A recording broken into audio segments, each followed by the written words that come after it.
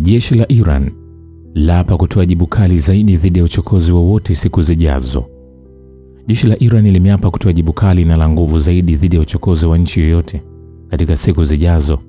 Katika taarifa yake ya kuadhimisha kumbukumbu ya Operation Mersad na kuwaenzi mashahidi wa mapinduzi ya Kiislamu, jeshi la Iran limeeleza kuwa operesheni hiyo ya mwaka 1988 iliyofanyika wakati wa vita vya miaka 8 vilivyolazimishwa na utawala wa baadhi wa Iraq dhidi ya Iran ni ishara ya nguvu na ustahimilivu wa watu wa Iran. Taarifa ya jeshi la Iran imeongeza kuwa operesheni hiyo ilionyesha azma vikosi vya jeshi ya kuilinda nchi. Tarehe 5 mwezi wa Mordad kwa mujibu wa kalenda ya Iran sawa na Julai 27 ni mojawapo ya kurasa za dhahabu katika historia ya mapambano ya taifa la Iran, na inadhihirisha kwa vikosi vya ulinzi vya Jamhuri ya Kiislamu vya Iran vimekuwa tayari wakati wote kukabiliana na maadui katili pamoja na vibaraka wao wa kukodiwa, imeeleza taarifa jeshi la Iran.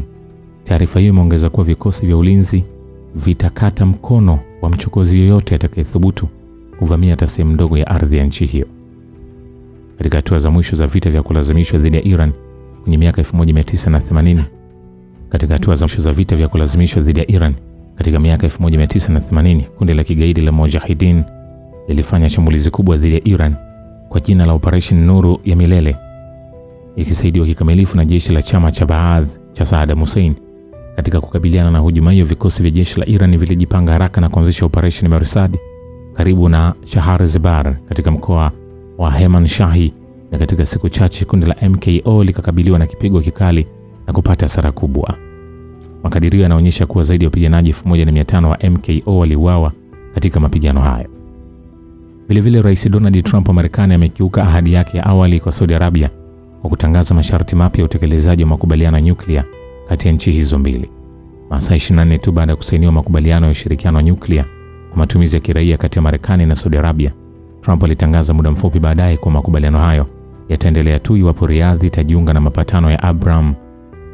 Hatua hii imewashangaza sana watawala wa Saudia ambao hawakutarajia hali hii jitokeze. Trump ametangaza hadharani kwamba kuanzishwa mahusiano ya kawaida na utawala ghasibu wa Israeli ni sharti la kuendelezwa makubaliano hayo ya kuiruhusu Saudi Arabia irutubishe urani. Trump anasisitiza kwamba makubaliano ambayo yanakamilika kwa sasa kati ya idara ya nishati ya Marekani na Saudi Arabia yanahusu tu matumizi ya kiraia ya nishati ya nyuklia na wala hayajumuishi urutubishaji wa urani. Na nikwambia, Rais wa Marekani Donald Trump ameelezea matumaini ya kupatikana kwa mkataba wa amani na Iran, na haya yanafanyika wakati pande hizo mbili zikiwa zimesitisha mashambulizi kwa siku ya 3 mfululizo. Akizungumza alipokuwa ndani ya ndege ya Air Force One, Trump amesema juhudi mpya za kidiplomasia huenda zikafikisha mwisho vita hivyo vilivyoanza mwishoni mwa mwezi Februari kwa mashambulizi ya Marekani na Israeli na kuuyumbisha uchumi wa Mashariki ya Kati na dunia kwa ujumla. Kiongozi huyo wa Marekani ameliambia shirika la habari la Marekani Axios kuwa nchi zinazosimamia upatanishi zimemshauri asitishe mapigano na kutoa fursa kwa diplomasia. Trump lakini ameongeza kuwa iwapo juhudi hizo mpya hazitozaa matunda, basi hawatakuwa na budi kuanza tena kufanya mashambulizi.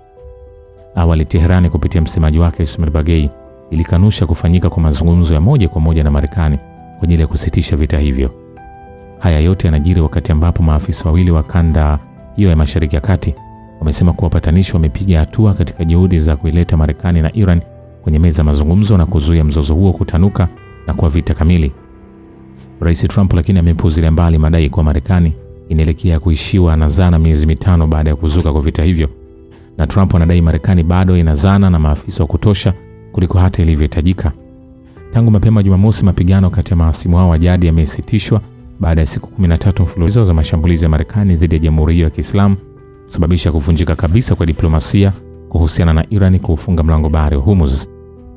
Kwingineko, licha utulivu ulioshuhudiwa kwa kadhaa, Saudi Arabia imeshambuliwa kwa droni, huku wizara yake ya ulinzi ikidai imezuia droni kadhaa zilizorushwa na makundi yaliyo na mafungamano na Iran nchini Iraq yakilenga miundombinu ya mafuta, kitu ambacho Iran hajathibitisha. Kile kitakachoendelea, endelea kukujuza.